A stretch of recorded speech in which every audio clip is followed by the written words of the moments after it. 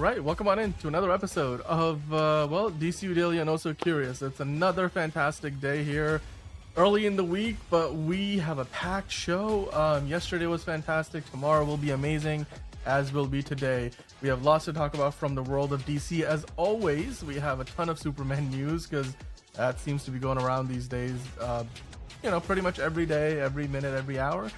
We've got more residuals, topics from Superman Day. More people posting photos with the Superman merchandise. We have other news from DC as well. Is the Batman 2 actually gonna get canceled or not? What does Matt Reeves have to say about it? There was a rumor going around. We'll address it.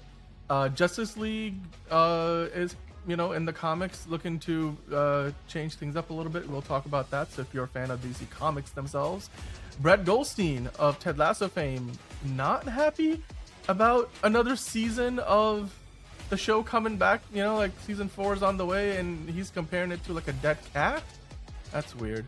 Of course, we have to talk about the Academy announcing that you actually have to watch the movies before you can vote on them. Duh, you would think that was already a rule, but apparently it wasn't. Now it is. We'll dive into that and so much more. As always, it's going to be a fantastic show, so let's get that news intro in and then we'll get things started. It doesn't seem to matter what I do. I'm always number 2. All right, mister, I need to paint my abs on to get nominated. You don't see Robert Downey doing that. You're kidding. You're kidding. I can't open the envelope without the... Warner Brothers is heading back into the Matrix with a new movie in the works. Wonder what other surprises are in store. I want to be Bruce Wayne. I like that. You're gonna love me. There's the shot right there. That. Okay, we don't need to see chords. Right there. You look ridiculous. Well, not no more, he don't. What, dude? I can barely understand you. Your accent's insane. What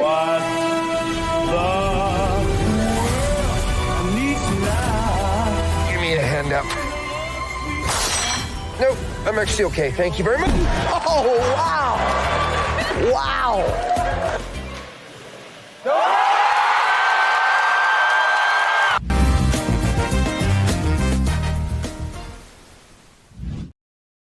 All right. Well, as I said earlier, lots to talk about, from Andor Season 2 reviews to Lilo and Stitch merchandise to Paul Rudd trying to sell you the new Nintendo Switch 2. And of course, lots from the world of DC, Superman Day, Warner Brothers Discovery. They had a studio tour for Superman Day. We got some looks at that. And to do that and talk about it and so much more, as always with me, I've got John. How are you doing today? Pretty good. I'm in the post-Easter blues, guys. But I still have enough candy to eat, so I think that's pretty good. But outside of that, outside of talk about DCU stuff. No, well, not just DCU, but DC in general. But you know how it is. So, hell yeah, let's go. Yeah, we've got a ton of stuff. It's I don't have to tell you like how many things. If you guys were watching the show on Friday, we had literally a million different things that we talked about from Superman Day. And guess what? I thought I got everything, but no, I did not. So yeah, I mean, yesterday and today, it's like there's just more stuff, and I'm sure there'll be more to come. Like, there's gonna be a summer of Superman. So what else can we expect? I mean, this is great. I love it. I know you guys love it. So without further ado, let's dive into it, because the sooner we do, the sooner we get to all the Superman news. So the first thing in the news section of the show today, Disney is now debuted a bunch of new Lilo and Stitch merchandise ahead of course, a live action remake coming out. And this Hollywood Reporter article has given us a nice sneak peek at all the adorable toys. Look at that plushie right there. I mean, there's clothing, like you can get your night suits, or like, if I don't know, for the summer, if you're going to the beach and stuff, like Ohana. Like, come on, man. Like, it's all Lilo and Stitch. There's so much stuff here. 2 decades after the animated movie, we are getting the live action iteration, and it looks interesting. The movie itself, to me, I think is gonna be fantastic. It's gonna make all the money in the world. It looks so cute. The animation, the girl that they have playing Lilo looks fantastic. But as far as the merchandise goes, I wish Liz was here, because she would love to talk about this. John has kind of excused himself here, but like, hey, Looking at all the stuff from the clothing to look at that. You've got a satchel and it's like I want that around my waist, like right there, the Lilo and Stitch with the logo. That would be so cute. Like you could walk around that on a beach day. I don't know, like put your essentials there. The trailers look fantastic. Did put up new clips at CinemaCon. And you Wait can a go minute, get yourself Dan. a little Stitch. Wait a plush. minute. Hang on. What? Did you say Stitch plush? This is not mine. This is my sister's, but she's had this for a while. And look at this adorable. He looks like a caterpillar. He's so cute. That is so look at this. cute. But Damn. That is awesome. Okay, all right. Okay. It's the cute. I always love this thing. This was the cutest thing. So yeah, once I forgot to get it before but then when I was reminded of the first, I'm like, oh, had to get it. I had to get the little Stitch plush. I think she has like a smaller like doll too somewhere. I don't know where that one is, but I knew that one was on her bed. So I'm like, let me just take this real quick. That is amazing, man. That's great. I love it. So it looks like you're already ready for this. I don't plan on seeing this movie, but I do love the original movie, and I do love the show as well. I love the design of the character, man. It's like Stitch. But yeah, go ahead. I will say, as I said, I expected the CGI to look much worse. So the fact that it looks like halfway decent, I'm like, okay. Congrats. Dude, I still won't see the movie, but like remember what it was, The Last Jedi, right? Like those little alien plush thief alien things on the Luke Skywalker's island. I'm like, I wonder like why they didn't do anything else with that. They should have turned that into a whole movie unto itself.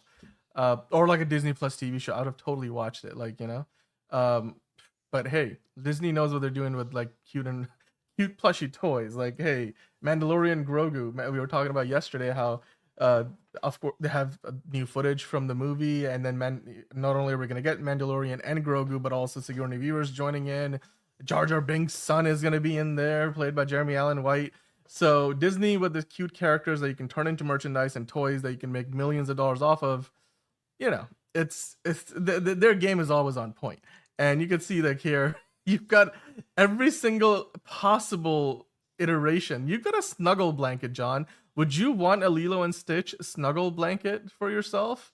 It would literally snuggle you. Like it's right there. Just wrap its arms around you, and it's all you need. Angel Chatty. I'm good. That thing is larger than it's a 14-inch vinyl figure. You put that on your desk, and that's gonna leave an impression. Damn. Sure. This is crazy. Look at all of these different versions. Oh my god, they're just kicking this in the overdrive. I'm like, Liz, this is literally for Liz. She would probably go and buy half of this stuff so that especially the kids PJ set. She would definitely get that. Totally, because she's gonna be traveling across the country to go see the movie with her niece, right? Nephew, I think. Nephew. All right. Well, sorry, nephew, and maybe get the tank top. Cool dude. I'm sure her nephew is a cool dude. This is just great. It just keeps going. There's an RC figurine. Okay, all right. A watermelon. Okay, or with a watermelon. All right, okay. Squishmallows. Lego. Yeah, that's we got Legos. The Squishmallow is kind of the thing that I showed you before, but yeah, it's sweet. Stitch is cute as hell. I will say that, but it's great. A back charm. I'll go rewatch the original movie on. You know what? I Disney might Plus. get that Stitch Spirit jersey. That's maybe one for me. I'm just gonna click into that right now. Let's see. I'm literally spending money on Disney. No, you need a vest, Dan. You need a vest. I know. You know what? This might do well though. Okay, maybe for the winter months. Maybe they have a vest in there somewhere. Maybe the vest is hiding somewhere in the collection. I just can't see it. Stitch blanket. Okay, we can use that. Sofa chair for the kids. Stitch figure. Okay. Tube. All right, that's for the summer. There's a building set. All right, that's a nice challenge. Comforter set. Okay. That's too small for my bed. Rolling luggage. Okay. Mini backpack. Crossbody water bottles. How long is this? Okay, we got a few more things. There's a t-shirt set. Kids jogger set. All right. You pull up to the movie wearing any of those things. There's a graphic t-shirt, of course, if you just want to spend $10 and get something, just to be like, all right, I'm on Team Stitch. Lots of stuff for kids. I mean, of course, it makes sense. Like this is clearly directed at kids. There's a Pandora times Disney charm. Okay, all right. You get some jewelry there as well. You got a Stitch You got to pet get that bed for your Stitch dog. bed. Got to Yeah. get the pet bed.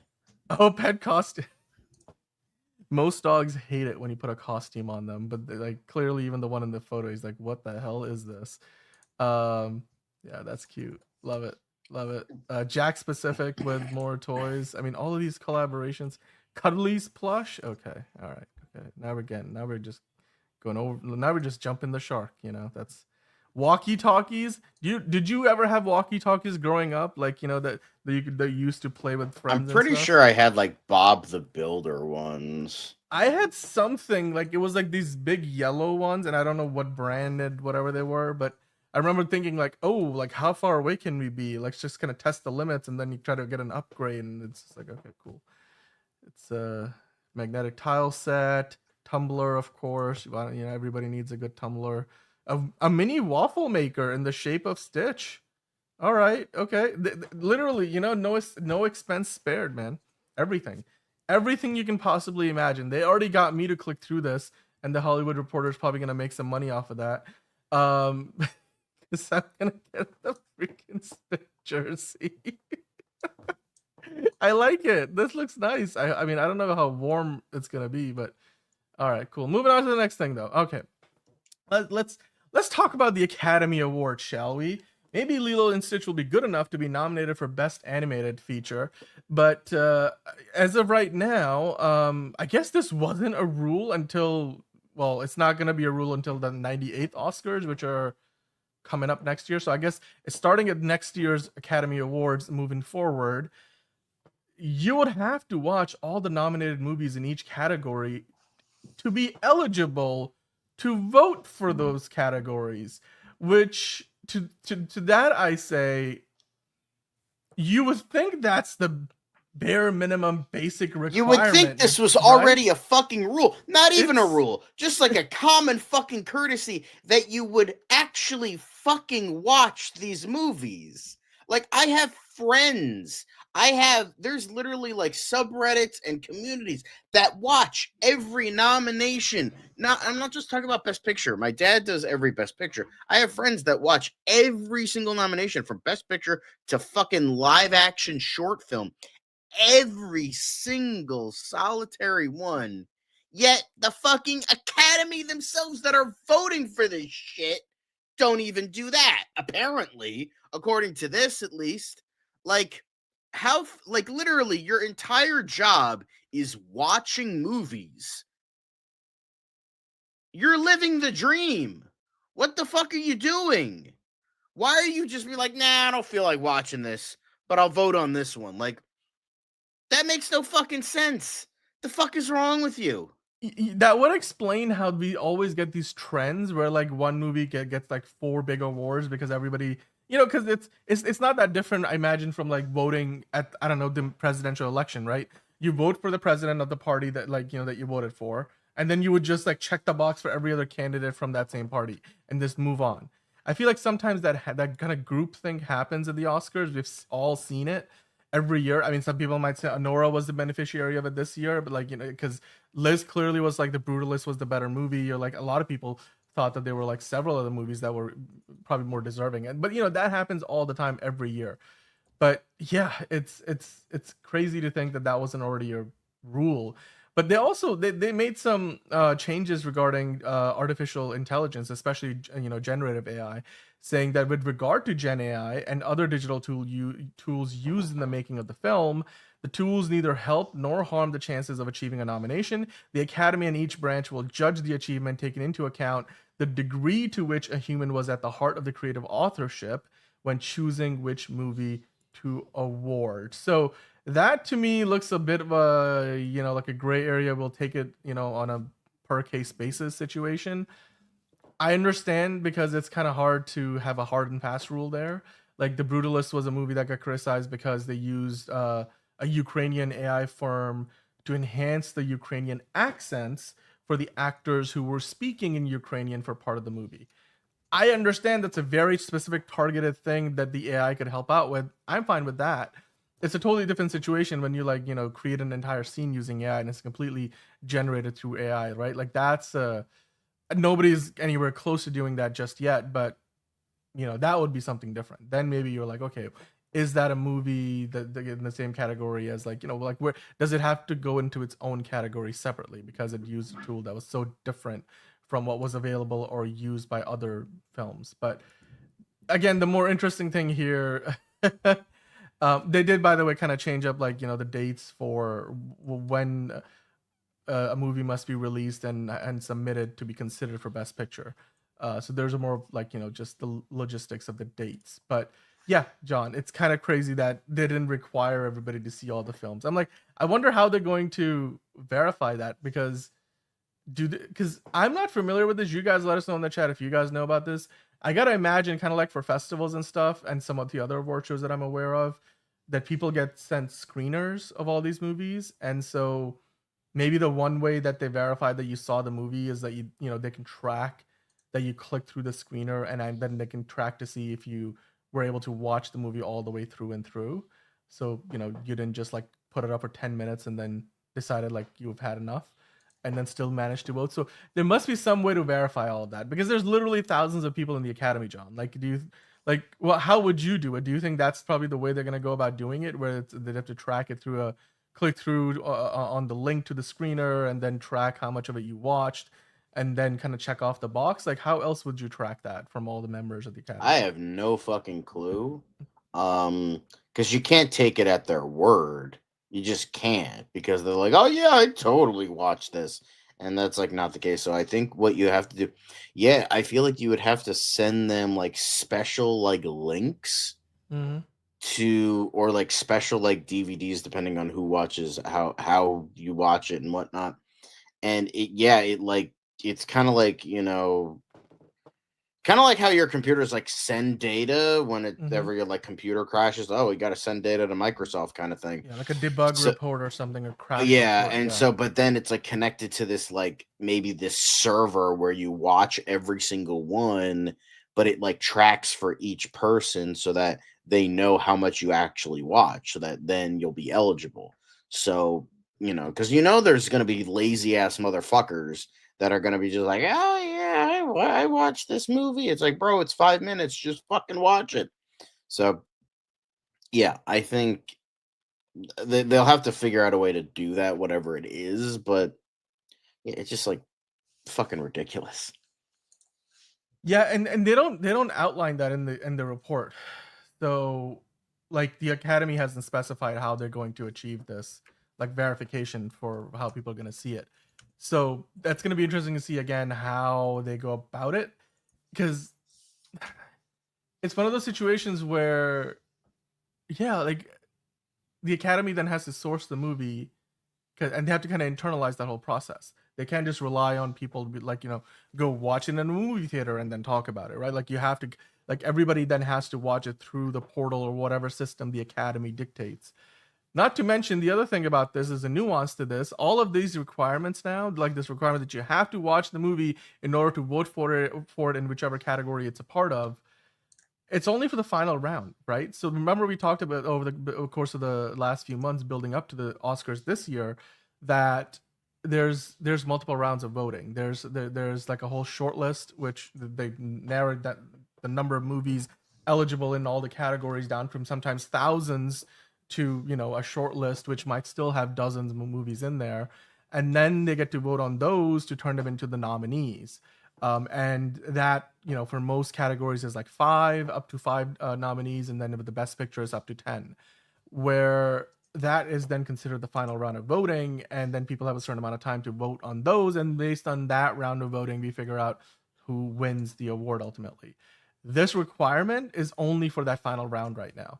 It's not for like, which I understand from a logistical standpoint, like you can't ask thousands of people who are actively working in the industry, most of them at least, to watch thousands of the movie to then turn it into a short list, to then turn it into a, to a nominees list, to then which you vote on. It makes more sense to make it a requirement that for the nominees, for the round of voting that actually decides who wins the awards, you need to require the people to watch it. But it's also an imperfect system, right? Because that means still movies maybe who were more deserving, but not enough people saw them, so they didn't vote for them, will still end up getting voted out earlier in the process. So it's kind of, I mean, it's kind of hard to imagine, like, you can't ask people to watch, like I said, hundreds of movies. So it's a step in the right direction, certainly. And then, you know, like you and I both have said, like, you'd think this was already a requirement, you know. It is asking a lot of people, so I wonder how this is going to change things. Maybe, I mean, because you also got to wonder, like, is there a rule around, so what if you didn't see every movie, so then you don't get to vote? So what, maybe does that mean that overall there'll be fewer eligible voters in each category because they're not all able to watch every movie that they're voting for in a certain category? Because that could change, again, the dynamic of how all of this shakes out. Like, if instead of having 8,000 votes for best animated feature, you only get 6,000, you know, that 2,000 votes that are no longer there because they didn't watch all of the movies in the category, could that swing the balance of, like, you know, who wins the award? So now the thing is that information isn't made public, so we wouldn't be able to tell. But I wonder, like, how that's going to play into it. So yeah, there's a lot of nuances to all of this. But yeah, at the 90th edition of the Oscars, like, at least you will know that everybody who voted for the winner actually watched the movie, didn't just decide to vote for it because they thought it was great, or, you know, their friend or family member worked on it or something like that. So yeah, well, guys, let us know in the comments down below what you think about this. This is a very interesting story. Yeah, both of us were kind of flabbergasted that this was actually something that had to be specified. That wasn't already like a requirement. But hey, things are going in the right direction, I suppose. John, speaking of going in the right direction, Star Wars, a lot of people think, has not been going in the right direction of late, especially we haven't gotten a single Star Wars movie in like 6 years. But on the television side, Andor and the first couple of seasons of The Mandalorian are really good examples of where they are getting something right. And I loved Andor season 1. It's probably one of the best TV shows that's been around, you know, in the last 5 years period. It's, to me, in my opinion, the best thing Star Wars has ever done. A lot of people will say it's the best thing that Disney Star Wars has ever done. It's high praise, but 100% deserved. Now, the season 2 is about to drop literally this week, you know, dropping with 3 episodes later this week. And it's going to be doing 3 episodes a week and a total of, I believe, 12 episodes. So there's 4 weeks over the course of, you'll basically get a movie's worth of the show every week. I can't wait. I think I'm going to do reviews for that this week. And so I'll watch them. I'll review them, you know, review each episode. And then as a whole, the 3 episode batch, and do that for the next month. But John, Tony Gilroy looks like he has done it again, because the reviews are in and the critics are unanimously saying this thing could, you know, just when you thought it couldn't get any better, here we are, and it's even better than before. Right. The first reactions are amazing. I'm going to go through a couple of them. Then they have a few other things that I want to talk about, but I want to get your take on this too, because I know that you've been on the edge. Like, you haven't really seen the show, but going off the reviews, I would like to know, like, if this convinces you otherwise, because people like, you know, Jermaine Lucier from Gizmodo saying this is Star Wars at its absolute best, which is high praise, saying I've seen all of Andor season 2 and it's both Star Wars at its absolute best and a triumph of storytelling in general. I cried, I cheered, I laughed, I gasped. It's smart, sophisticated, propulsive, entertaining, and hugely resonant. Everything you want and more. It's a miracle. Those are some, you know, great words. Sophisticated, propulsive, entertaining. You'd expect it to be at least entertaining. Critic at large, Michael J. Lee, saying Andor season 2 redefines what love, loyalty, and resistance look like in a galaxy far, far away. The way that's worded is, quite frankly, not something I'd expect from a Star Wars project, considering the movies that we have gotten in recent years since Disney took over. And then you go on, Brandon Davids from The Hollywood Reporter saying it's one of the most enriching prequels of all time. We talk about it on the show all the time. Prequels, you kind of get like locked into, you can only do so many things because you know where your end point is. How can you make that interesting? And it seems like Andor continues to make the stories feel unique, original, and not bogged down by what's to come in the future of the story. And you know, be able to tell just amazing narratives built around incredibly sophisticated and nuanced characters that feel real. Amon Warman of the Fade to Black podcast saying the standard by which all future Star Wars will be measured, meaning Andor is the standard. So, John, there's more in here. We can go through, Perry Nemiroff from Collider saying it's phenomenal, the best season of Star Wars TV I've ever seen. It continues with like the Variety review saying, it's the best Star Wars story of the Disney era, period. 3 stars a critics pick, 3 out of 3 stars. Even IGN gave it a 9. Amazing, saying that it builds on nearly everything that works so well about season 1 and continues to flesh out the prequel era of Star Wars.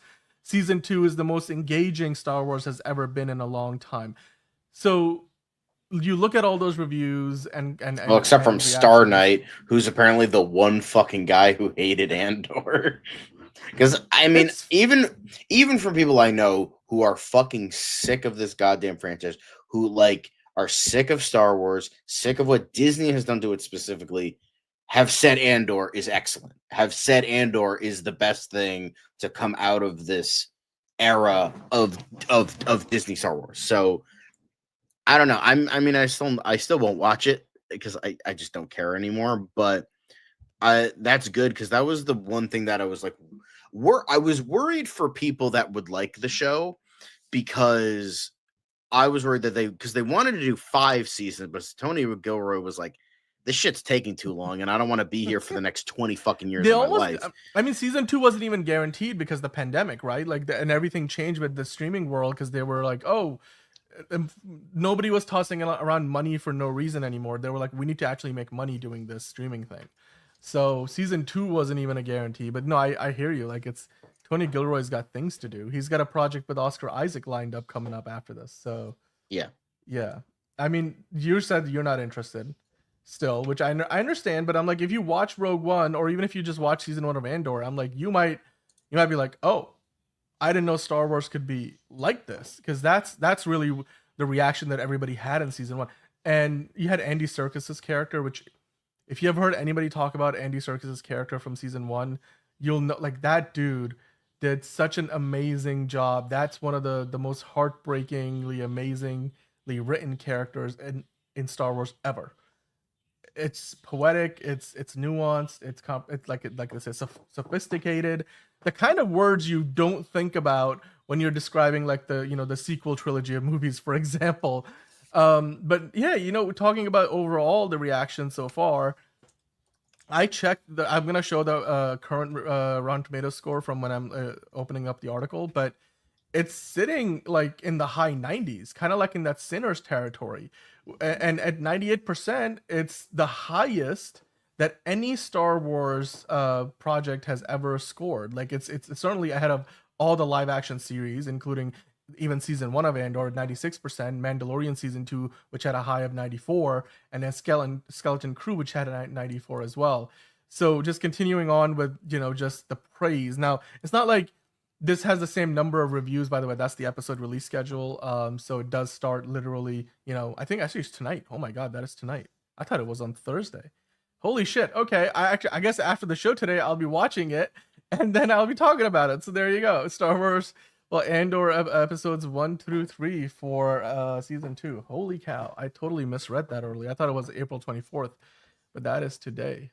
My God. But John, 98 reviews, like I was saying, it's not like 98%, it's based on 55 reviews, not like, 400 reviews or 200 reviews, the number of reviews you would get for a Star Wars movie. But for a TV show, 55 is still plenty, enough for them to give it a certified fresh. And again, when you look at some of these other reviews here, San Francisco Chronicle saying Andor challenges what Star Wars can be while honoring what it has always been at its core, a story about hope in dark times, which, let's be honest, especially if you live in the US, maybe you could use a little bit of that right now. We have it with this. We're gonna get it with Superman. It's gonna be great. Yeah. The Lamplight review saying, despite a rocky start, season 2 comes through in the end, bringing the series to a worthy close of its, to its brand of sophisticated storytelling in the galaxy far, far away. I'm just so excited for this. I am so excited for this. It's literally now, I know it's dropping in hours from now. So I'm going to be checking it out. I'm going to be watching all 3 episodes. And then, I want to get your reviews on it, guys. If you have already watched it by the time you're checking this out, let us know in the comments below what you have thought about Andor so far. I cannot wait to get your comments and dive into your reactions. Then, obviously talk about mine and we'll have a conversation. John's gonna have to just sit through it because he's not watching it, but I'll just fuck off and then kind of just watch something that doesn't make me depressed. Yeah, well, maybe I'll convince you. Maybe I'll change your mind. But Andor season 2, it's starting tonight, and it's gonna be amazing. Episodes 1 through 3, 98% on Rotten Tomatoes, the highest of any Star Wars TV shows. Certainly one of the highest, if not the highest, of any Star Wars period, movies included. Tony Gilroy says that he's done after this. He's moving on to something else. But we're eating good for the next few weeks at least. With that, we're gonna come to the end of the news section, move into the quick hits part of the news. And John, with that, I'm gonna turn on. All right, well there we go, the quick hits music, and let's dive into the quick hits, shall we? So, remember how the Nintendo Switch 2, the release was kind of paused because of all the tariff situations. But recently, Nintendo it was universally hated because it's Nintendo being brain dead morons who don't know anything about their fan base and actively hate video games and hate everything to do with what they actually do now. So, yeah, Switch 2 hasn't gone off to a right start. This doesn't help matters, but it's a nice sentiment. Considering the fact that also Paul Rudd has not aged since this originally came out. I'm like, you can kind of see the differences, but you know what? Like, if you squint hard enough, he looks like the same person from '91. And I like that they recreated the whole look. It's fun. I've watched the whole commercial. We're not going to show that here, of course, but you're welcome to go. Because Nintendo is probably going to demonetize us anyway just by referencing this commercial. But it was fantastic. I loved it. It looks great because again, you're there for Paul Rudd at least, even if you don't.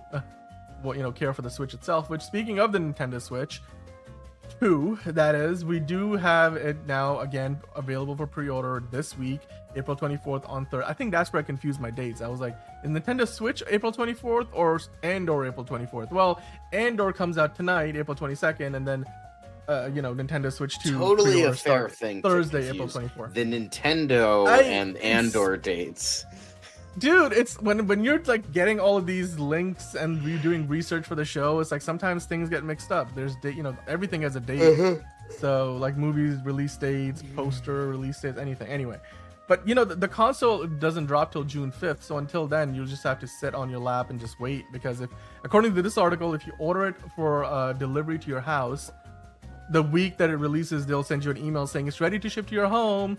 But if you go and order it physically at a store like a Walmart, Target, or Amazon, then you'll be able to then go pick it up there. So there you go. I mean, you guys can get it or pre-order it starting this week. It's gonna be $449.99. Just call it $450. Just make it an even $450, but whatever. It's the most expensive price for a Nintendo console at launch, right? Console? Like, I don't think any other Nintendo, like the Wii or GameCube, certainly not NES, they were all much cheaper. So, well, there you go. This article tells you a lot more than just that, so you guys are welcome to go check it out if you're more interested in, the accessories and the other games that are set to come out at the same time. But moving on to the next thing, John. I thought this was hilarious because somebody put this together from one of the shots in the Superman featurette saying, is this just a poster or the cover of the hardest rap album out this summer? And I was like, you know what? I wouldn't mind if we did get a Superman rap album that went hard, because this looks great. This looks fantastic. I would pay for that. If you gave me a little tape cassette that I can then pop into like an old Sony Walkman or something, I would do it, John. What kind of music would you have on this rap album if it was true?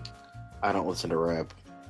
Wow. All right. Well, you know what? Superman listens to jazz. Maybe it'll be a jazz album. He doesn't. He listens to Metallica. That is canonical to the comics. Okay. I'm just saying. That might be actually foreshadowing. But moving on to the next thing. Kaiju Slime Battle, anyone? So they did release a set of toys, or I don't know if these are out yet or they will be out, where you'll have both the Kaiju and Superman. So I guess you can, do a battle between them. It looks like he's doing like the Saturday Night Fever. Like the staying alive. He's staying alive, Yeah, he is definitely trying. I don't think this kaiju is gonna breathe fire, but you know what? It's cute. It's cute. It looks like a bit. The eyes we talked about the other day. The eyes look great. It's got the cute eyes. Moving on to the next thing. Darkseid's son, Graven, has officially returned to the DC universe since Darkseid is dead in the comics. And boy, are the DC superheroes in big trouble, John. Look at that goddamn 90s fucking mullet right there. Love to see it. Such a throwback. He's already killing. What is that? Is that Cyborg? I can't even tell who he just killed in that shot. Yeah, it looks like Cyborg. Yeah. Well, I don't think we're getting Darkseid's son in the movies anytime soon, but that's fun. Speaking of fun, DC has announced a brand new series from Mark Waid. It's called Justice League Dark Tomorrow. It's going to feature Batman Beyond, Booster Gold, and No. It's not featuring. It's featuring. Okay, that's a spelling error. Your thoughts on this? It's a special series. It's I'm guessing it's a limited series. Mark Waid, Mark Guggenheim. And remember, it's not just Mark Waid. It's also fucking Mark Guggenheim, aka the creator of the Arrowverse. So, bro is really trying to become way more relevant than he actually is. Gotta love it. And I know Mark Waid's an asshole, but he is a great writer, so maybe he'll leak through here.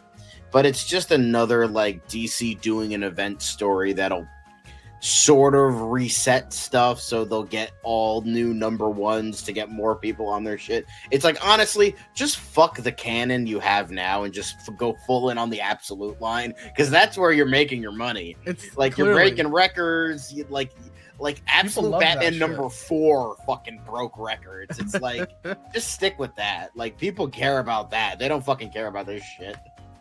Yeah, no, I hear you. Well, you know what? They're attacking the problem from all sides, and you know, maybe they'll have some success with this. Some of the artwork looks interesting. Yeah, Batman Beyond. That's an interesting design for Batman Beyond. Anyway, moving on to the next thing.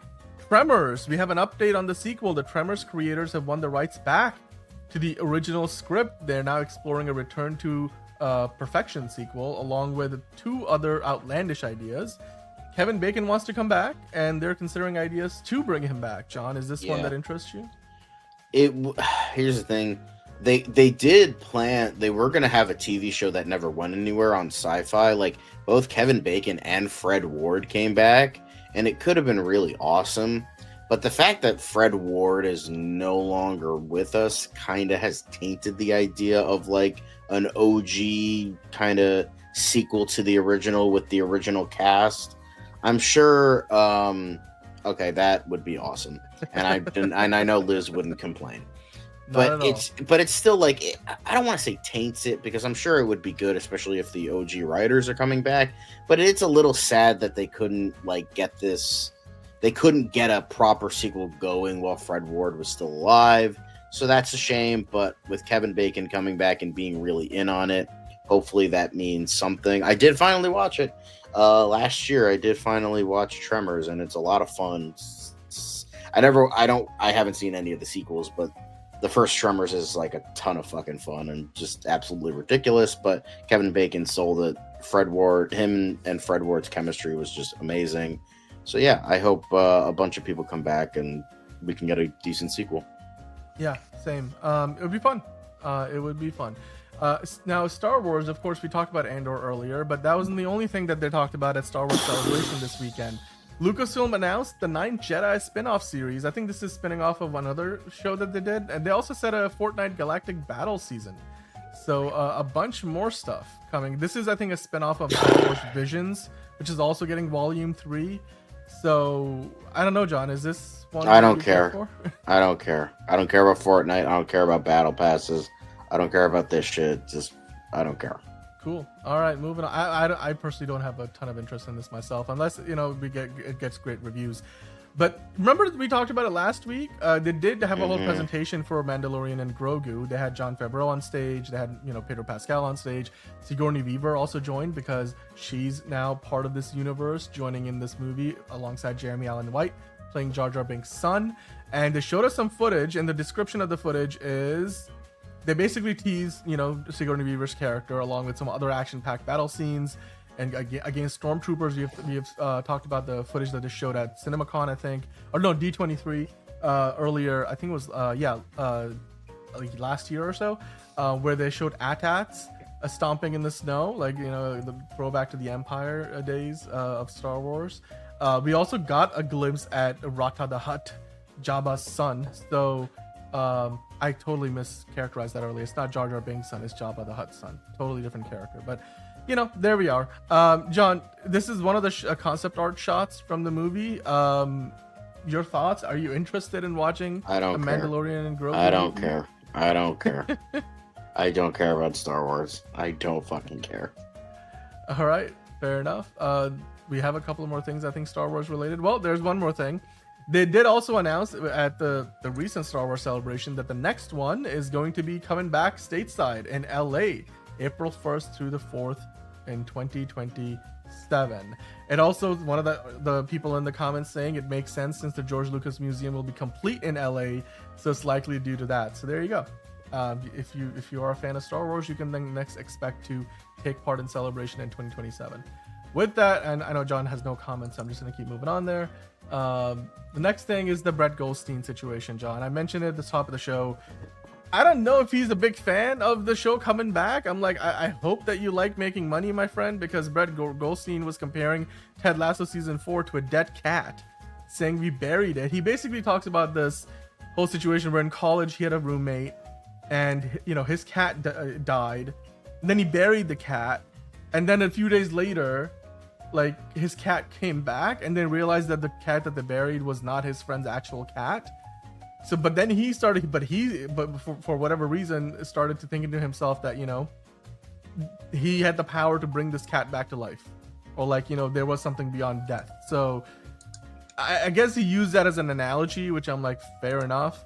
And I guess in a way saying, you know, it was such a good thing. They wrote it for 3 seasons. They wrapped it up so nicely. And then Apple decided to, like, you know, ruin it all and go back and bring it in for season 4. Like he said, we buried it. We all cried. We had a funeral. Are you saying we can bring anything back? It's too much power.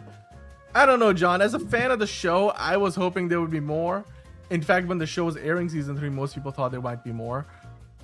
How do you take this guy's comments? It's like, clearly Brett Goldstein's just very much, you know, like he knows what he likes, he knows what he doesn't like, and he's not afraid to tell you. We talked about the comedy special last week. Your thoughts on this? Comparing the season 4 of Ted Lasso to a dead cat?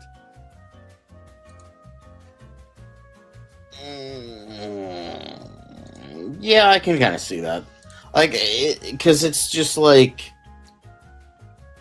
why not just do the spin-off with just Hannah Waddingham or whoever was going to come back? Why bring Ted Lasso back? Why bring all these characters back?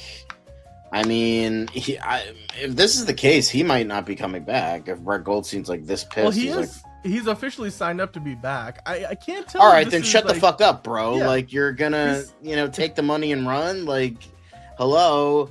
Like, I understand if you're upset, but at least have like some balls and just say, no, fuck you, I'm not coming back. But you're acting like, oh, this is stupid that it's coming back, but I will take the paycheck.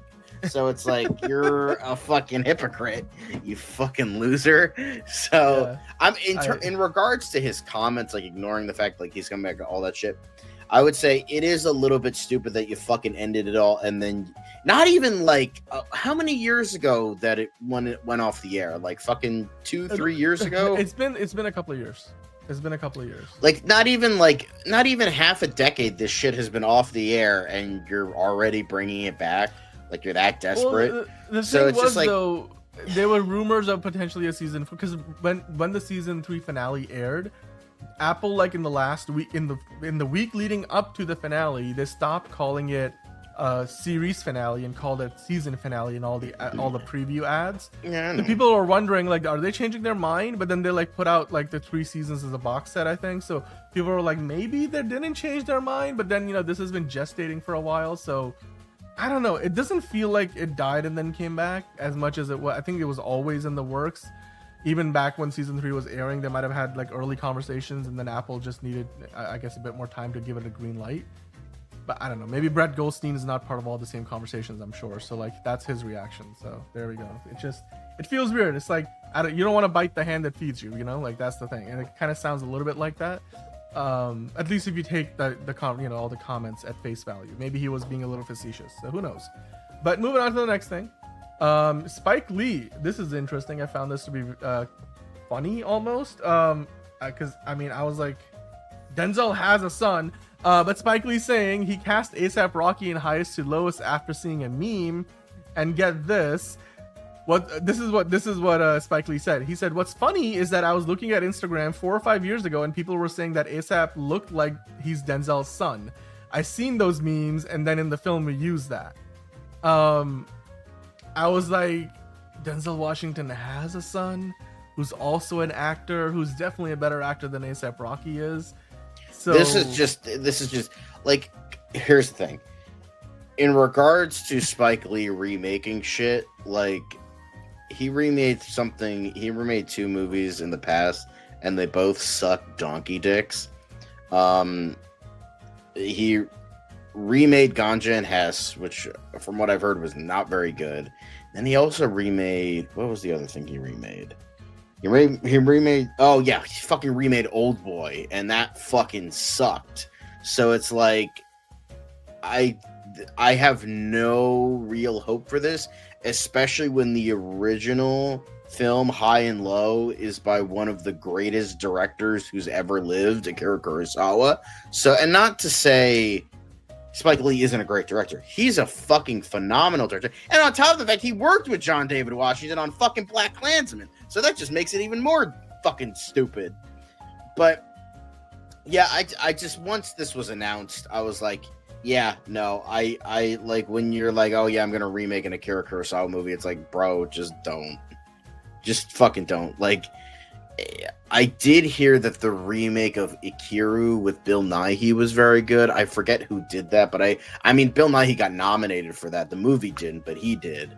I heard that was very good, but it's like, was that last year or was that 2 years ago? I forget. Like, that was pretty I forget how long ago was that, but yeah. It might have been 2 years ago. It wasn't this past Oscars. I think it was the one before. I heard that was very good, but like, you know, you have like the fucking dumbass highest to lowest. It's like, get it? It's like a ghetto gangster thing because reasons. But yeah, I mean, I love Denzel Washington. I love Spike Lee. I don't give a flying fuck about ASAP Rocky.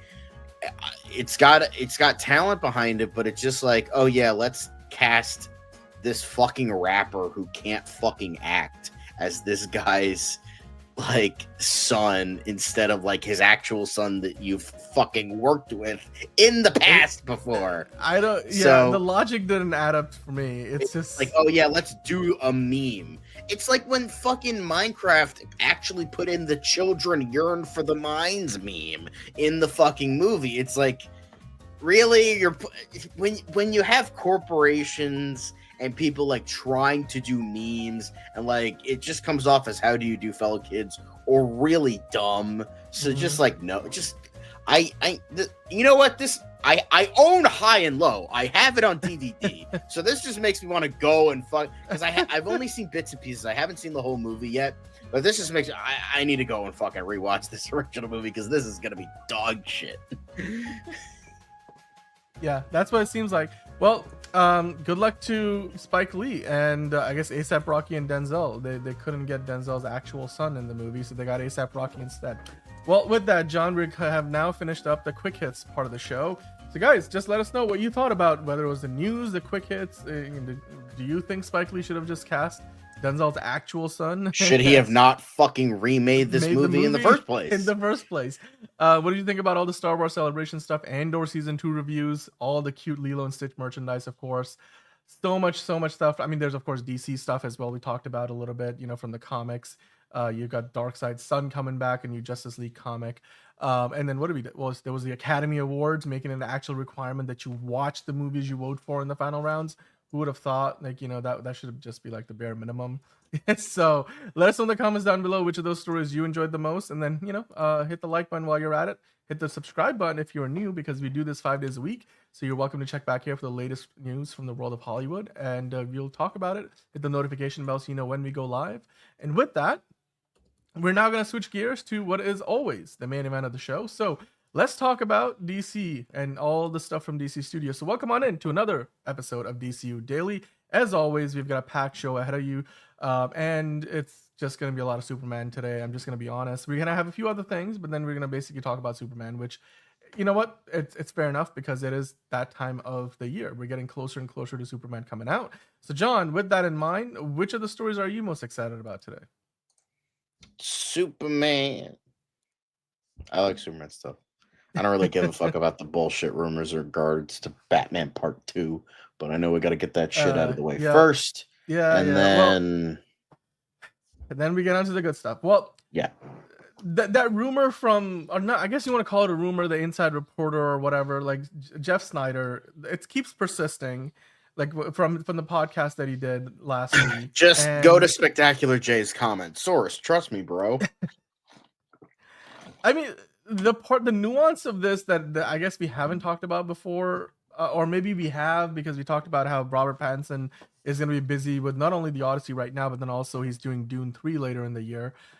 If that causes him to, I guess, not be ready in time for whenever Matt Reeves wants to film the Batman 2, does that mean that maybe, Matt Reeves decides to move on? Like, it seems a little nonsensical to me that Matt, after all the delays because he hasn't got a finished script, that he would walk away just because Robert Pattinson wouldn't be able to show up to film because he's lined up with a bunch of other projects. Like, that logic doesn't quite make sense to me. Like, on the surface, you're like, oh, okay, I guess that makes sense. But, like, really, though? Because, like you said the other day, John, it's like the script isn't ready yet. It's not like Robert Pattinson's, the one who's causing the delay. Like, the Warner Brothers doesn't have a script. Like, DC Studios doesn't have a script for this. Like, James Gunn hasn't even seen the first draft of something. So, I don't know. I mean, yeah, the rumors of, maybe there's some kind of health issues going on with either Matt Reeves himself or somebody in his family. Unsubstantiated. Haven't heard anything too even close to that or with regards to that from James Gunn, from Peter Safran, from Mike DeLuca and Pam Abdi, the folks, the two people in charge of Warner Brothers Pictures, and then DC Studio, of course, two different studios. Both of them, both sets of CEOs have been working with Matt Reeves on a multitude of different projects, with all the DC stuff being, of course, under the DC Studios brand. None of them seem to be hinting at anything like that. It could be just because they want to respect his privacy. It could be because it's not true. But to say that, if they can't get it started and they can't start filming by the end of this year, that Matt Reeves would quit the film or walk away, it's a little like hard to believe, right? Because I don't think Matt Reeves would walk away. Like, the dude is writing the script for unless he's really having a hard time cracking this nut, which the way he's talked about it every time over the past year and a half, he seems to know where he's going with this. So I don't think it's a matter of he can't figure this story out. It's got to be something else, or like maybe it's more nuanced than that. Like, he had a pretty good idea where he wanted to go with this, to the point that they made the Penguin show. You don't make the Penguin show if you don't know where the next movie in your franchise is going, because the Penguin basically bridges what's meant to be the first Batman movie and the second one stories.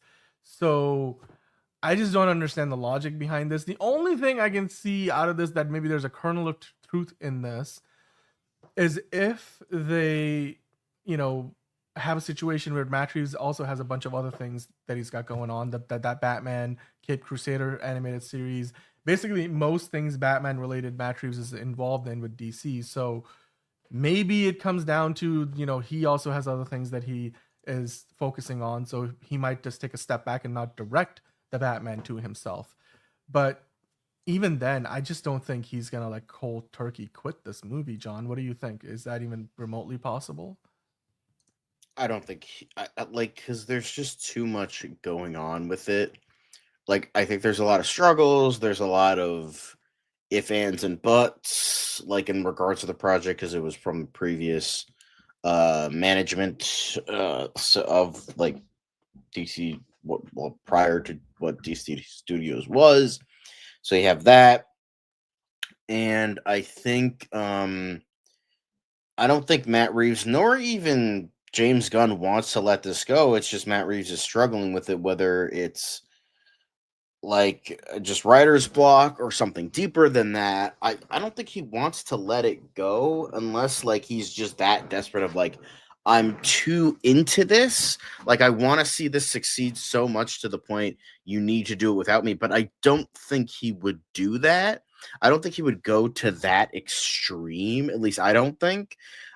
Because I think he wants to see this through, but I think James Gunn is going to see this and he's going to be like, well, I want this. I want this to succeed as sort of a concurrent franchise to my own, but at the same time, him, even though he's the creative side, and Peter Safran see this, it's like, yeah, this is going to be a 15-year commitment for a trilogy. It's like in 15 years, fucking, you know, the MCU has been around. Like, you know, they fucking managed to pump out like 20 movies in that time, more so. So it's like 15 years and we only get 3. Well, the MCU managed to pump out 20 in that amount of time. Well, yeah, you could make the argument that's probably worse because that's quantity over quality, but that's a whole other discussion for another day. We're not talking about Marvel, we're talking about DC. So I think from a business perspective, it's not, the risk and reward is just not worth it. So I can see them being like, Matt Reeves seeing all this happen. They're like, okay, we're already knee deep in this thing. Then if Batman 3 happens in like 2070, it seems like, I think James Gunn is like going to sit down and be like, dude, either you got to get your shit together and fucking write a script on time, or you need to let someone else write it. We'll give you the directors, we'll have you keep the director's chair and all that. Fine. But they got to like rescind some stuff back if this actually gets made and actually gets released, that they got to go back to the drawing board for the third one, if that is even still on the table anymore, because this is getting a little bit too ridiculous. This thing has been delayed like 3 times, and it's just like, this is going to sound really terrible, and I don't intend for it to be, but like at this point, I kind of weirdly hope that it's like, it is actually because of a personal issue in regards to health reasons, whether that's friend and mental health, like a friend passed away, because that was like the initial rumors, or he has like actual like health problems. That sounds terrible, but it's like, at least there's a plausible and well, like, not constructed, but like a plausible reason as to why he's taking something. Like, okay, like if like something happened to a close friend or a family member and you're going through that, but at the same time you got to write this thing, or you yourself are going through a debilitating disease, that's understandable. That is 100% understandable. Take all the time you need to, like, taking this amount of time makes sense. But if it's just fucking writer's block, you just get like fucking Stephen King to come in here and fucking pump out a fucking script in a weekend. Cause like that's fucking ridiculous. If it's just writer's block, then that's absolutely fucking stupid. And you really need to get your shit together. If it's just like, I'm a slow writer, I'm, you know, I can't think of anything. It's like you constructed this trilogy. What are you, Disney now? You didn't plan for your trilogy? Is that what it is? Because that's kind of fucking stupid, if you ask me. And I understand writer's block is a thing. Like, I remember I'm writing a script right now, and I did 2 pages in one day, and then it took me like 2.5 weeks to write another 10 pages. I wrote 10 pages today. And it was like, you know, it took me 3 weeks to do that. I get that. Writer's block is a thing.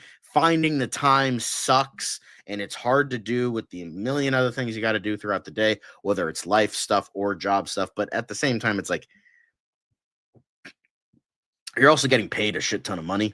You're being part of one of the biggest franchises of all time, writing for one of the most popular characters ever created in recent memory. So it's like, if you're gonna do all that, then I would say kind of get your shit together. If it's health reasons, understandable. it makes sense why he's taking this long.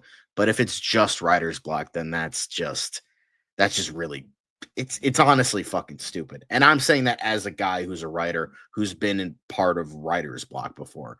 So whatever the case may be, I hope nothing is wrong, but I hope at the same time it would be a more plausible reason than not. Yeah, but that's me.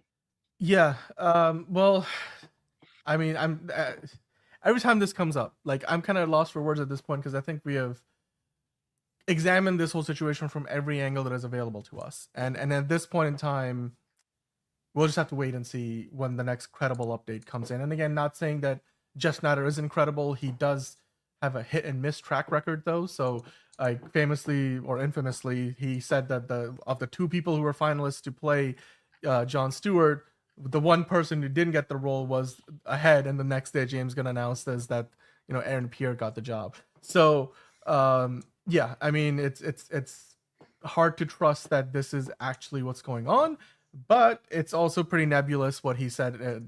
Jeff Snyder, that is.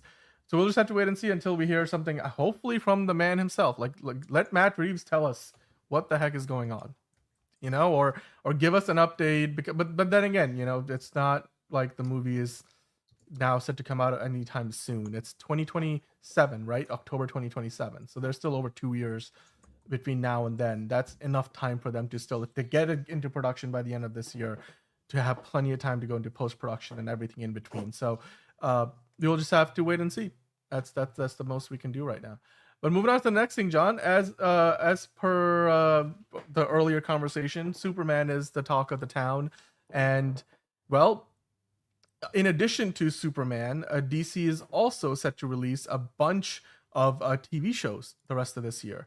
So it's now confirmed that there's 5 other superhero TV shows. This is coming to us from the Direct.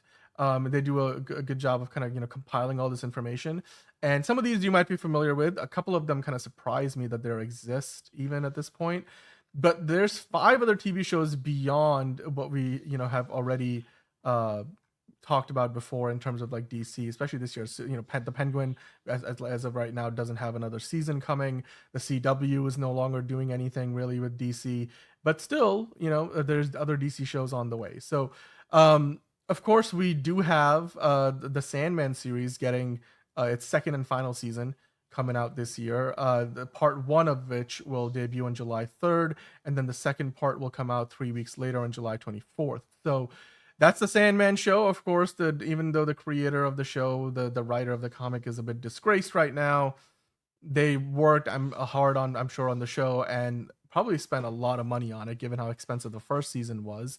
So there's that. I don't know if you're going to be watching it at this point. I mean, the Sandman is clearly not part of any DC continuity, at least not the DCU, but it exists, and it's going to be on Netflix. I mean, in regards to Sandman, since I know it's this very like long show, comic that it's based on, and there's kind of no point if it's just going to end. Like, I get why it makes more than enough sense, and I get it. Like, it's the best course of action for right now, but yeah, the fact that it's just ending after 2 seasons, I know they changed a lot from the comic, so it's like not really.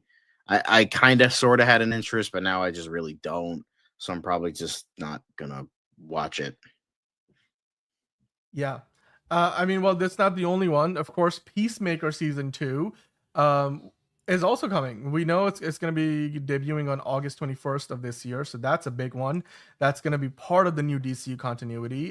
John Cena, of course, now, as of WrestleMania weekend, he's now a record-breaking, or record-holding 17-time World Heavyweight Champion.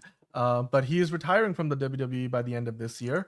So until then, though, he's already done filming Peacemaker season 2. There probably will be a season 3 if season 2 does well.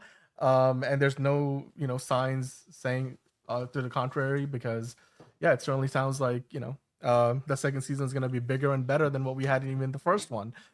Are you excited about this? Is that because I know you were a bit of a late bloomer in terms of catching up to Peacemaker season 1 a long time after it actually aired, but now that you've seen it, will you be watching season 2 as soon as it airs, or would you kind of like compile the episodes and binge them all at once? I'll probably watch it when it comes out. Hopefully, it's better than the first season. First season was like okay. It had a couple decent, fun things that made it better than what I thought it was going to be. But yeah, I'll give this a watch. Now that it's part of the whole DCU thing, we'll see. Curious about it. But yeah, and I do love John Cena, so there is that too. Yeah. Even though he's being a dick right now because of his heel turn, but Dude, yesterday on Monday Night Raw, he was like, I'm gonna ruin wrestling for everybody on my way out. I'm the last, what is it, the last real world champion or something like that. Man, that main event at WrestleMania though, it's just I heard it it's was so I heard it was stupid. bad. I heard it was bad. like, because I heard like It the was women's bad. event was really good, and then the event before that was like really, really good, and then the main event just sucked. It sucked. Like Travis And I'm like, Scott I did get nothing. It was like they were trying to tell a story, but you can tell a story of him wanting to ruin everything, but not make, because it sucked in a way that it was boring. Sucked.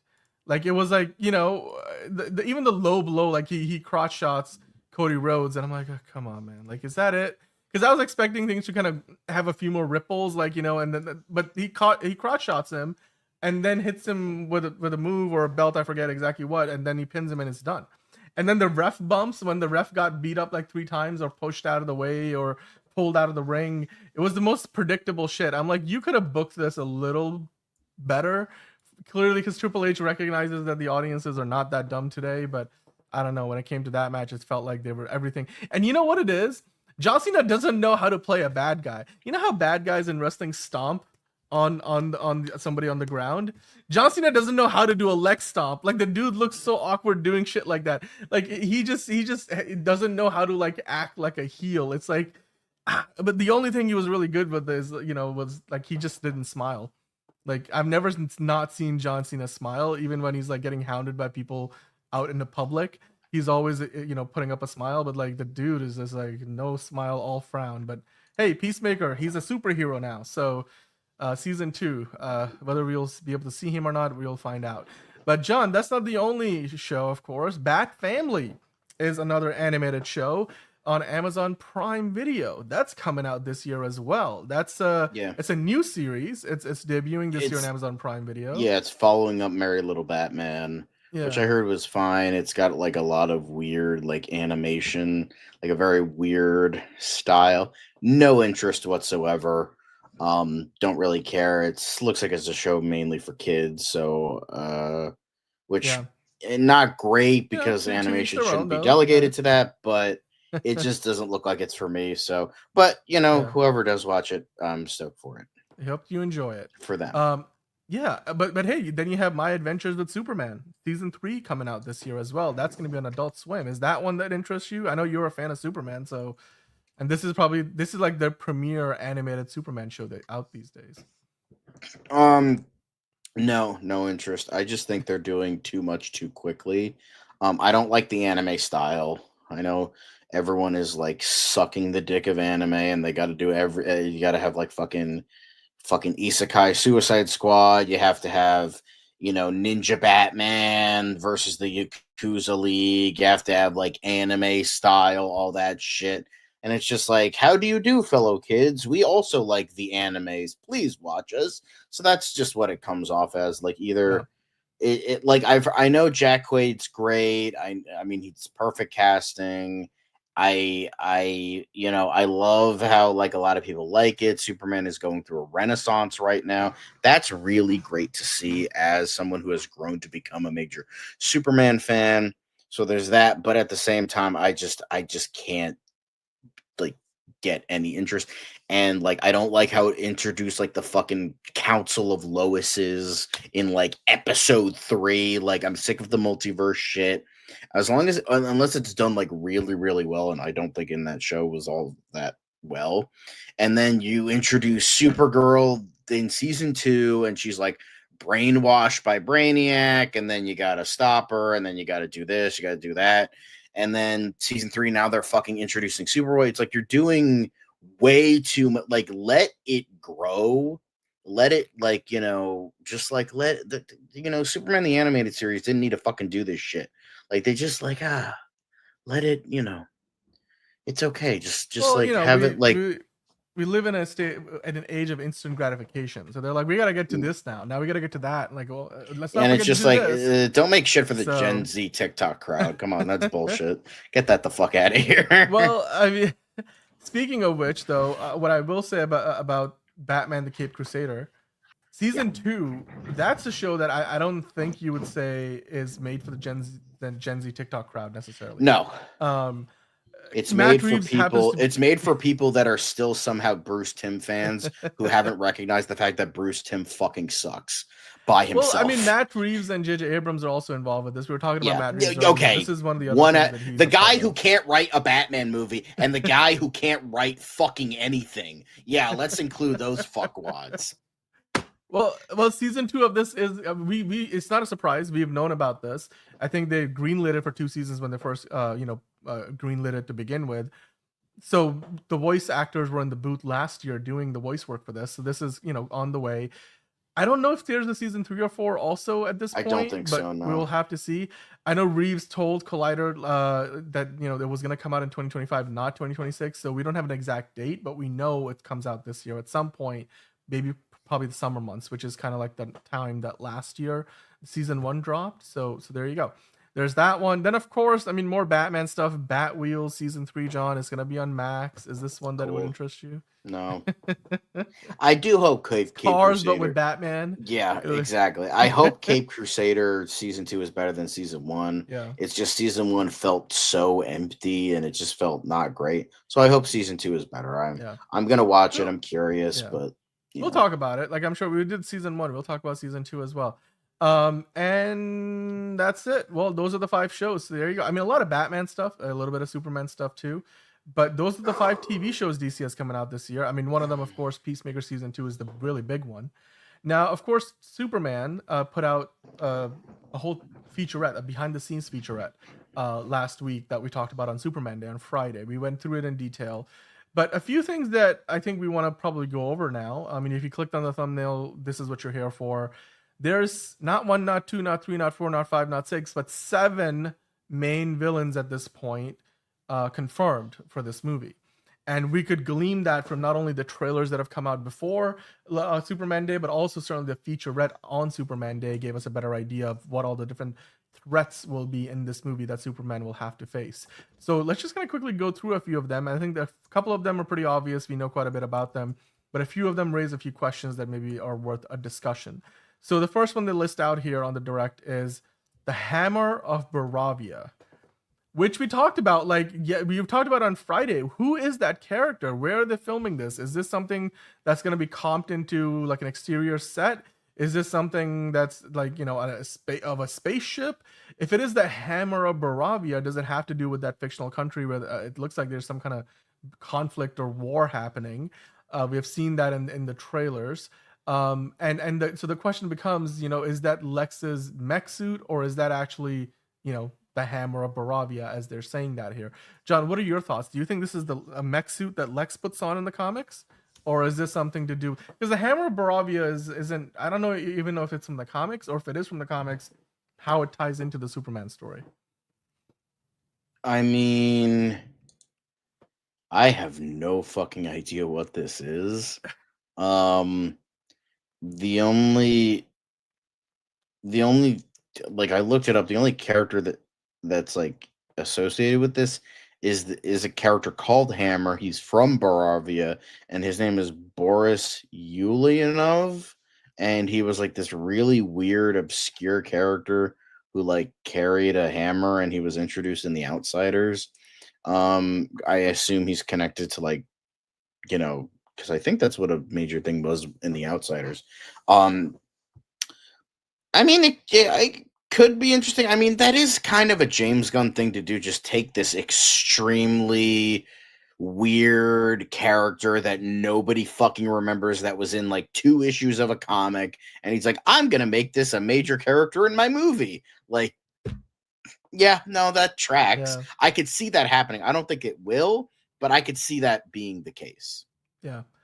It's just interesting to see because, again, we know they put that shot in the featurette for a reason, because they want these conversations to be happening. they're not trying to hide it, but at the same time, they're not exactly giving us all the details. So we'll just have to wait and see how this figures into the ultimate story. What what is the Baravia story, and how does it even figure into the larger plot of the movie? Especially with this, I mean, the shot looks amazing. It looks really cool. I mean, this featurette shot looks fantastic. I imagine the shot from the camera that you see in the photo is also going to look amazing. But then when you keep going here, there's a few other villains, of course, the ones that we know about. You have Lex Luthor. We've seen plenty of that. We know Lex Luthor is going to be a big part of this movie. Then you have, let's see, Ultraman, which again, we're kind of speculating here. Nobody's confirmed this is Ultraman. In a lot of iterations, he's, meant to be essentially be an alternate version of Superman. So people are thinking this is just David Cornsweet, whenever they take the mask off, it's going to be him looking at his spitting image at some point in the movie. But they've been very disciplined about not giving that away. In fact, for all we know, they might never give that away in the movie, that, it just stays as a masked character the whole time. But yeah, I mean, we have talked about him at length, so you guys are welcome to go back and check out those conversations. But yeah, Ultraman, so far we know he's in the movie, or whoever the fuck it's gonna be. Yeah. Oh. And then of course the engineer, we know this is the engineer, Maria Gabriela de Furia. What a long name. And we know that she's sort of associated with the Authority team in the comics. The Authority movie itself might be on the shelf right now because it's clearly a lot of the ideas from the movie are being incorporated in this movie. So we'll just have to see where things are in terms of how the engineer figures into the story. Is she already a part of the Authority? Is the Authority even a thing? Will it become a thing? Is this her origin story as a character, or she's already established as somebody that associates with Lex Luthor or something like that? We'll have to figure that out.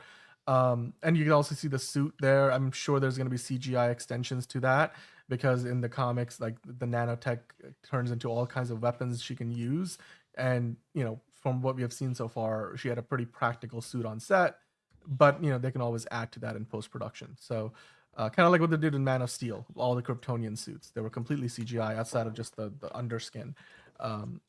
Now, as far as this real big surprise, Sean, I'm curious, this shot in the featurette, you have obviously the Lex soldiers, the Lex Corp soldiers on the left, you have Lex Luthor on the right, but then who the hell is this white Martian looking character in the middle? Because to me, I'm like, is that actually like a white Martian? Like, is that what this is in reference to? We only see him in this situation. We don't see him anywhere else. He's got like these long extended fingers. You've got this like extended kind of like a head design or whatever. The closest thing it reminds me of is the White Martians in the comics, but I can't really tell. And I don't know if they would want to introduce such a significant aspect of, the Martian Manhunter's mythology in this movie as well, on top of everything we're already getting. But what are your thoughts? Do you think this is just somebody who's wearing a suit that's going to get completely replaced in post-production? Or is that actually practical? It doesn't seem like the case, though. It seems like a practical outfit. That's the thing. So I don't know if it's specifically a white Martian. It kind of looks like one.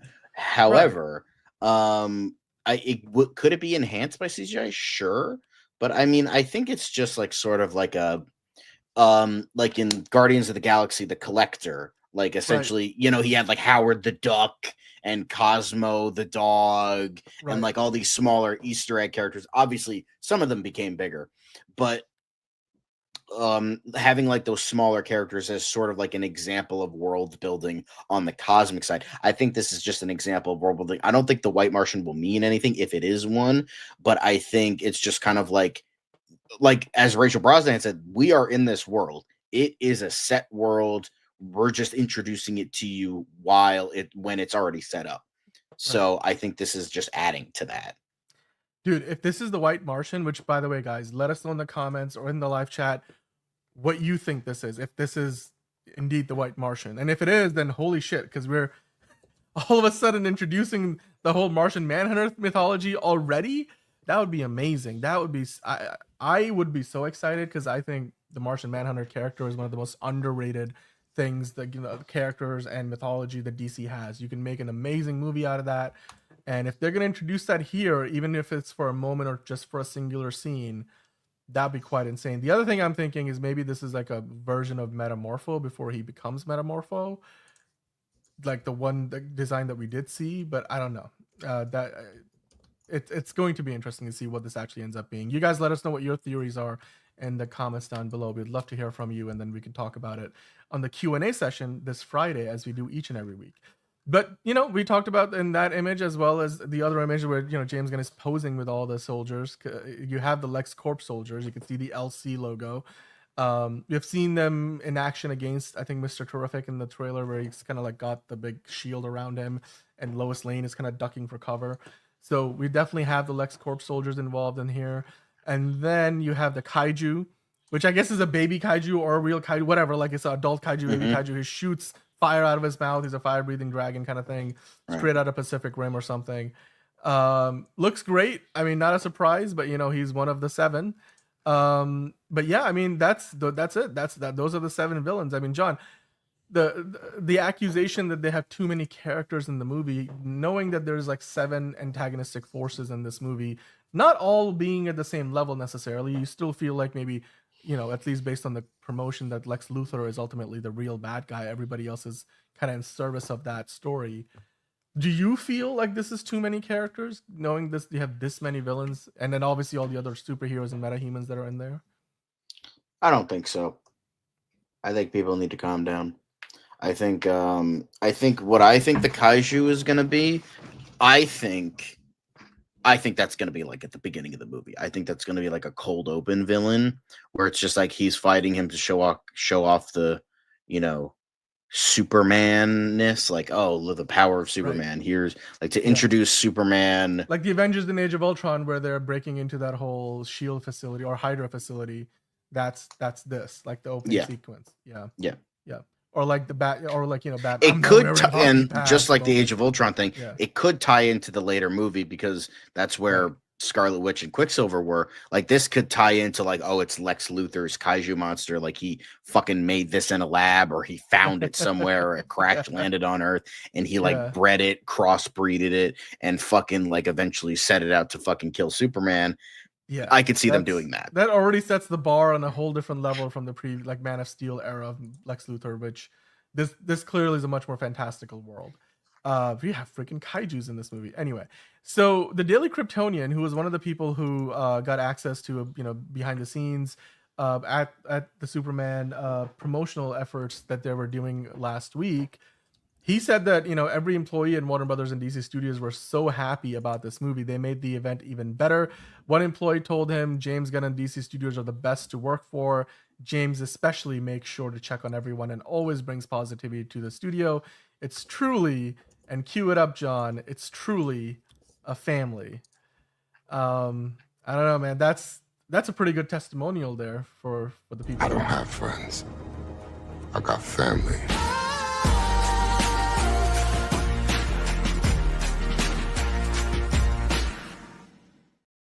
Yep, could have timed it a little bit better, but it's verified. Are you surprised by this? Any of this? That this is the kind of like work environment that James Gunn has created for the folks over at DC Studios?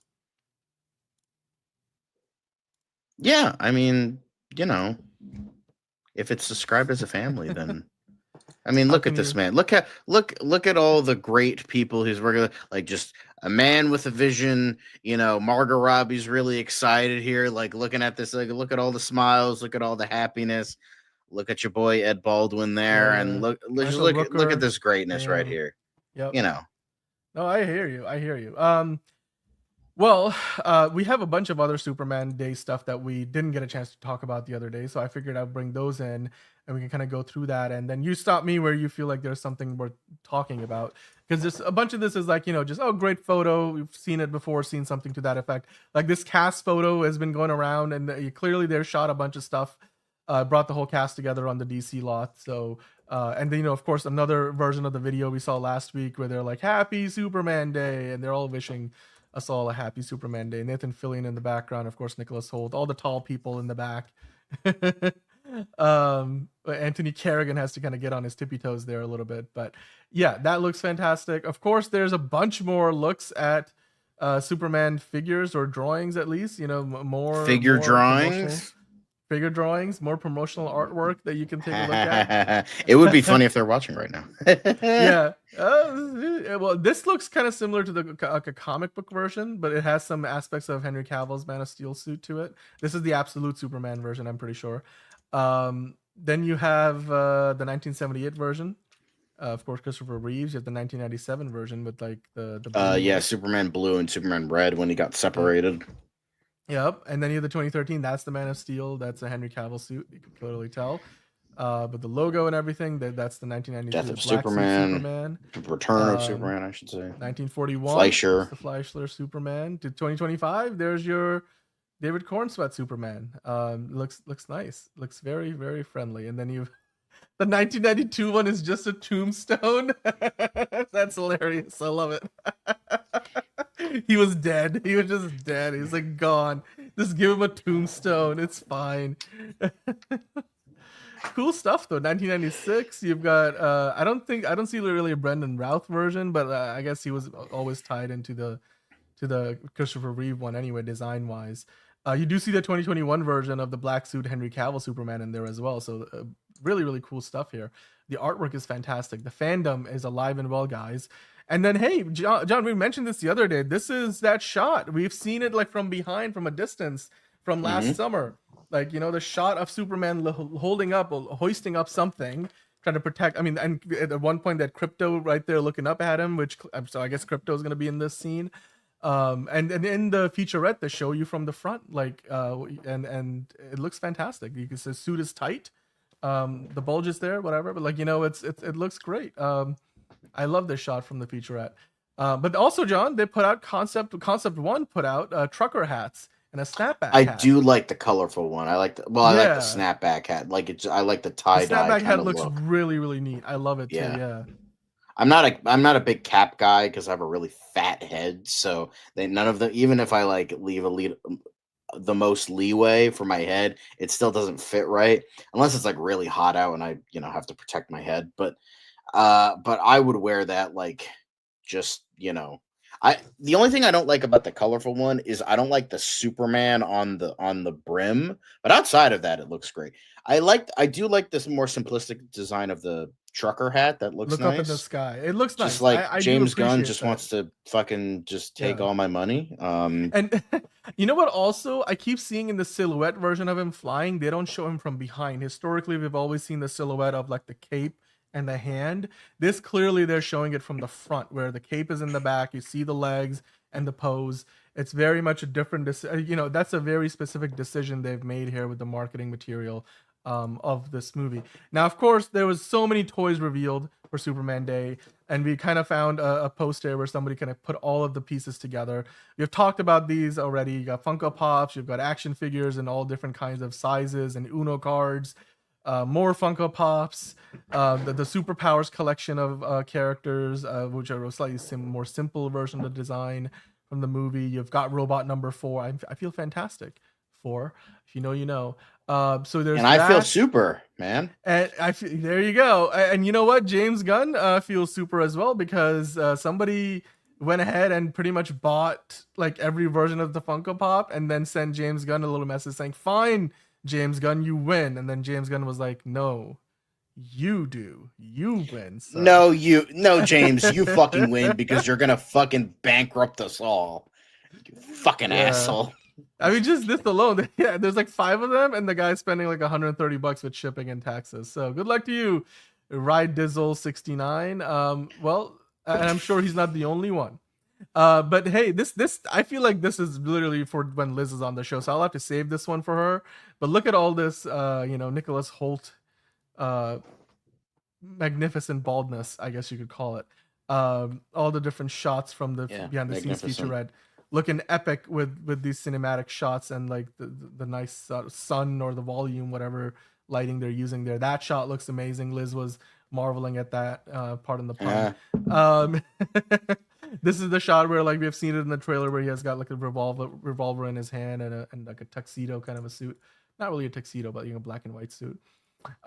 Superman Day also featured a special tour of the studio. Like if you went to Warner Brothers lot, you could get a special studio tour where they had a lot of Superman specific elements and stops and classic props. Gene Hackman's Lex Luthor suit, his lair and all everything. The Clark Kent suit, the Lois Lane suit, of course, the Superman suit that they had with Christopher Reeves. And there's a whole display there with the current Superman suits and looks from the Daily Planet, as well as the older versions. So yeah, the hero is back. Superman Day 2025. If any of you guys got to do that tour, let us know in the comments down below what you saw there. And then did you pick up a copy of Action Comics #1? They had special variant covers of that. We talked about it on Friday. You even have scented candles. It looks great. If you want your house to artists on smell site. like Superman, you can definitely get yourself one of those. But hey, there's other looks at so many of the other characters. You're welcome to go on IG, and they collected a set of I think 35, 36 photos. It's amazing. Like you get to see. I mean, obviously the featurette, you can just watch the video, but if you want to just pause and marvel at all these images, and again, pardon the pun, they have all these photos where you see the cape, you see the full cape, you see Metamorpho, you see that robot number 4 is actually a real mechanized prop. It's not just, I mean, I'm sure there will be a CGI version of it in the movie too.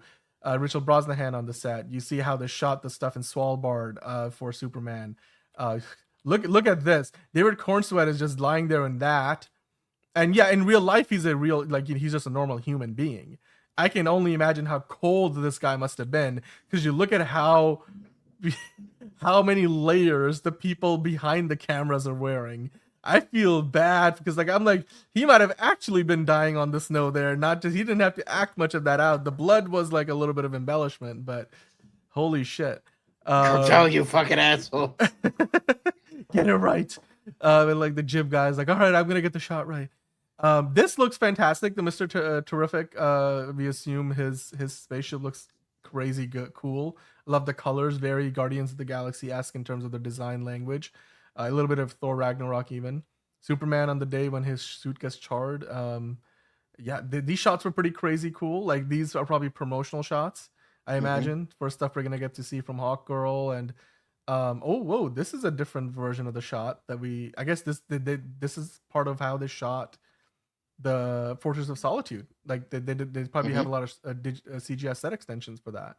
And from the look of this, maybe in that shot, all of the robots were CGI, and the only real person in that shot is actually Superman. Other shots from the trailer, the behind the scenes featurettes, you can see they have different versions of the suit for different parts of the movie. More from the Daily Planet. This looks fantastic. Here, the newspaper article that you see in Superman's hands actually says "Hammer of," and that's one of the headlines, "Hammer of Barabia." So that's where that reference comes from for the mechanized suit that we saw. Frank Grillo did a bit of an interview, which we get, and then there's the Hammer of Baravia shot we talked about earlier. This is a combination of when I guess he's getting the fire from the kaiju shot at him. This looked cool. It kind of this appears and disappears in half a second in the actual featurette, and it's sort of just, I guess, the Superman suit and a reflection from water or something, or through a hole in the wall or whatever. It looks kind of nice. Very much up Matt Reeves' alley for the cinematography of the Batman. This is interesting. Hawkgirl, I don't know who that is that she's literally punching through a glass window. Whoever that is better not be just a regular human, otherwise they would probably die from that situation. But it's silver hair. It's Superman shot, of course. The bulge on display. Lois Lane giving you a tour of the Daily Planet. And of course you have the LexCorp soldiers with the engineer. So you can tell they're working together. This was in the trailer as well. You get Ultraman bursting through a bunch of walls, which will get composited into something. I still don't know what the rest of this set is. The fact that they're shooting it the way they are, they must be doing some kind of CGI things here, because obviously these are not blue screens or green screens. So I'm what is it that they're shooting here? They're on some kind of platforms that's clearly on wheels, so they're able to move on it. Nathan Fillion, of course, Guy Gardner. This shot is pretty cool, the cinematic lighting of this. Of course, this is from the trailer. Baravia. We paused on this on the featurette on Friday, and everybody thought this was the best shot of the whole featurette. That's our Superman. You can make this a silhouette, and then you can just make this the poster of the movie if you wanted to. Eddie Kategi, For All Mankind, and now Mr. Terrific. Again, literally Clark Kent can transform into a different person, whether it's a curly hair one or the hair is brushed back. You could tell David Cornsweet is a bit of a chameleon there. And then you have this shot again, a closer look at the cape. Very classic look at the cape. I really love the design of the cape. The more I look at it, it's kind of also what they did in the Krypton show. But John, yeah, I don't think we missed anything at this point. But if you guys want, you're welcome to go out there and find. There's a bunch of threads on threads on Instagram. Every single reveal from Superman Day, they've kind of collected it all together. Whether it's special reprints or variant covers of the comics, and a bunch of other stuff. There's just so much for you guys to check out. We've talked about it at length. The Friday show was so long, so you're welcome to go back and check that out. But John, there was something else new here that we didn't talk about on Friday, which is that, that prequel novel we discussed last week? Well, we now know what the cover of that book looks like, and Superman is on the cover. And here's our look at the cover of that prequel novel. And that's the shot that they've used there. So that looks interesting. What are your thoughts? Okay, it looks okay, but his neck is looking a little weird. Like, yeah, it looks like he's really extended that neck. Or it's photoshopped, and it's like, let's give him a giraffe neck for no reason. Yeah, it's a little long. I don't think he's got that long of a neck. Definitely, maybe they did some Photoshop smoothing on the skin or whatever, some airbrushing, as it were. But yeah, welcome to Metropolis. That looks like a fun cover. That could be a poster in and of itself. If you remove the prequel junior novel part, that could, and then the novel inspired by Welcome to Metropolis, you could just make that. I'm sure you can Photoshop that. Nah, I think that you can make a better. You could probably make a better poster. Well, fair enough. But moving on to the next thing. This is the last thing that I came up with on Superman Day, which was simply just a video saying all eyes on the sky, look up, and then everybody just looks up. So again, the message of the movie is look up with us, share your photos and videos, show us your excitement for Superman. So again, just all the marketing work that they're doing is fantastic. And I can only imagine what Willem Dafoe would look like if he was looking up as Superman, because that's the next Willem Dafoe would-be movie that we need, right? Like, he's already going to be in 8 Mile, like that movie. We kept talking, if you know, you know. Hey, Willem Dafoe in 8 Mile, Willem Dafoe in Snow White, Willem Dafoe in Forrest Gump. Can we get Willem Dafoe in Superman? So, John, what are your thoughts just overall as we kind of, at this point, I think we got it all. And if you guys think we missed anything, you let us know. But what are your thoughts, John, overall on all the Superman Day stuff that they've done, all the marketing promotion? They really went and did like a whole 360 of this. Like everything you can possibly imagine, they have given us. What are your thoughts on Superman Day and how they executed it? Pretty fucking cool to me. Yeah, I agree with you 100,000,000%. And on that note, guys, we are going to wrap up today's show, a slightly shorter show than usual, but we will be back tomorrow and the day after and the day after that. So do stick around. We've got a packed week for you. Andor season 2 premiere to episodes 1, 2, 3. I'll be talking about those tomorrow. And of course, beyond that, we'll be talking about Superman, all the DC stuff. We'll have some Marvel stuff. I'm sure Liz will be here. So we'll get into a ton of other news and, Batman 2, what's going on with that as well, of course.